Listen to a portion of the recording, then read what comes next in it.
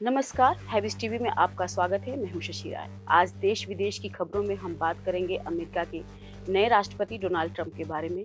कैसे election campaign से लेकर शपथ ग्रहण तक उन्होंने कभी टैरिफ के जरिए दुनिया भर के देशों को धमकाया, डराया, तो कभी कनाडा को अमेरिका में शामिल करने की बात कही। वहीं चुनाव के वक्त चीन पर जमकर बयानबाजी की, लेकिन शपथ ग्रहण से ठीक पहले चीन की तरफ दोस्ती की हाथ बढ़ा दी। साथ ही शपथ ग्रहण के बाद ही अमेरिका में ट्रंप के चीन और भारत दौरे पर आने की तैयारियां भी शुरू हो गई हैं। अगले कुछ मिनट में हम इन सब पर विस्तार से चर्चा करेंगे। दरअसल 20 जनवरी 2025 से अमेरिका की बागडोर डोनाल्ड ट्रंप के हाथों में आ गई। अमेरिकी चुनाव से लेकर शपथ ग्रहण तक इस बार ट्रंप एक अलग ही अंदाज में नजर आए। इनके बयान ने कभी दुनिया भर के लोगों को आकर्षित किया, कभी डराया, तो कभी ठहाके लगाने पर मजबूर किया। इनमें सबसे मजेदार रहा फ्लोरिडा में जस्टिन ट्रूडो और ट्रंप के बीच मुलाकात के दौरान कनाडा को अमेरिका का राज्य बना देने की सलाह। I love tariff. ट्रंप के इस बयान और बार बार कई देशों पर इनकी टैरिफ लगाने की धमकी ने दुनिया भर के देशों के बीच व्यापार संबंधों को लेकर हलचल बढ़ा दी।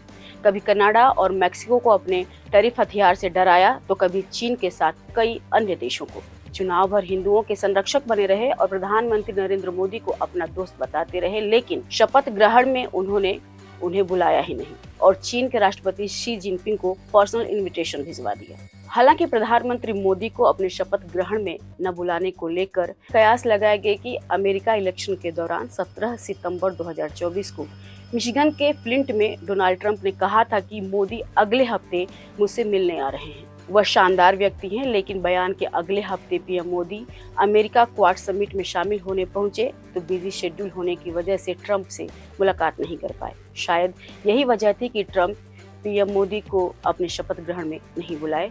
हालांकि अमेरिका में ट्रंप और पीएम मोदी के बीच मुलाकात को लेकर एक्सपर्ट्स का मानना है कि अगर कमला हैरिस से मिले बिना मोदी सिर्फ ट्रंप से मिलते तो डेमोक्रेटिक पार्टी इस मुलाकात को पक्षपात मानती। हालांकि चुनाव के बाद नतीजे चुनाव के पक्ष में आए। अमेरिका की जनता ने उनको शानदार जीत दिलाई। चुनाव जीतने के बाद से लेकर शपथ ग्रहण तक एक दिन भी ऐसा नहीं रहा जब ट्रंप अपने बयानों को लेकर चर्चा में नहीं रहे। वहीं रविवार रात को वाशिंगटन में अपने शपथ ग्रहण से पहले ट्रंप ने अपनी विक्ट्री स्पीच दी। इसमें उन्होंने दावा किया कि तीसरा विश्व युद्ध बेहद नजदीक है, लेकिन वो उसे रोकेंगे। साथ ही उन्होंने गाजा में हुए सीज फायर को ट्रंप इफेक्ट बताया। वहीं उन्होंने रूस, यूक्रेन जंग और मिडिल ईस्ट के देशों में फैली अराजकता को रोकने की भी बात कही। अपने भाषण में ट्रंप ने इस कार्यकाल में ऐतिहासिक गति से काम करने की बात कही। उन्होंने कहा कि इसकी शुरुआत मैक्सिको बॉर्डर्स को सील करने से होगी। अवैध प्रवासियों पर ट्रंप ने कहा कि बहुत जल्द हम अमेरिका इतिहास का सबसे बड़ा निर्वासन अभियान शुरू करेंगे।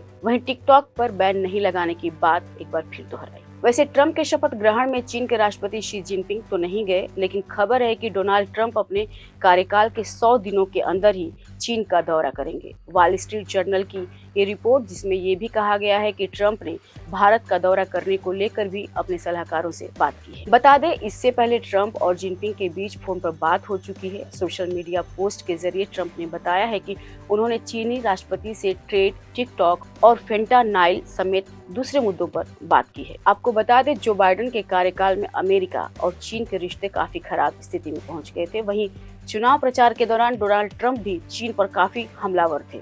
चीनी प्रोडक्ट पर एक्स्ट्रा टैरिफ लगाने की धमकी दे रहे थे, लेकिन शपथ ग्रहण तक आते आते सब कुछ बदल गया। अचानक से ये खबर आई कि ट्रंप और जिनपिंग के बीच फोन पर बात हुई है। इसके बाद अमेरिका में जो टिकटॉक पर बैन लग चुका था, उसे रोकने की बात सामने आने लगी और फिर ट्रंप का ये बयान भी आया कि दुनिया को अधिक शांतिपूर्ण और सुरक्षित बनाने के लिए चीन के राष्ट्रपति शी और मैं हर संभव प्रयास करेंगे। वैसे इस चुनाव में ट्रंप शुरू से ही अपने पहले कार्यकाल से अलग नजर आए। चाहे कैंपेन करने का तरीका हो, अपने विरोधियों को जवाब देना हो या दुनिया भर के नेताओं से बातचीत करने का अंदाज, सब कुछ काफी सधा हुआ नजर आया। आपको बता दें, ट्रंप लगातार कहते आए हैं कि अमेरिकी राष्ट्रपतियों को विदेशी प्रतिद्वंदियों से भी सीधे बात करनी चाहिए। चीन के साथ बातचीत करने के पीछे शायद यही मकसद हो, क्योंकि हाल ही में ट्रंप के सलाहकार जेसन मिलर ने CNN से बातचीत के दौरान इस सवाल पर कहा कि क्या चीन और अमेरिका दोस्त बनने जा रहे हैं। उनका जवाब था कि ट्रंप कुछ देशों के साथ अमेरिका के रिश्ते में बदलाव लाना चाहते हैं, चाहे वह चीन का ही मामला क्यों ना हो।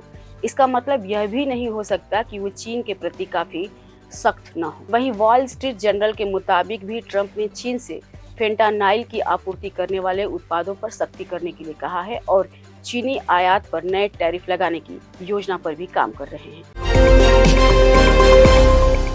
देश विदेश की खबरों में इतना ही। हम फिर मिलेंगे एक नए टॉपिक के साथ विस्तार से चर्चा करने के लिए। तब तक के लिए नमस्कार। आप देखते रहिए हैवी स्टीम।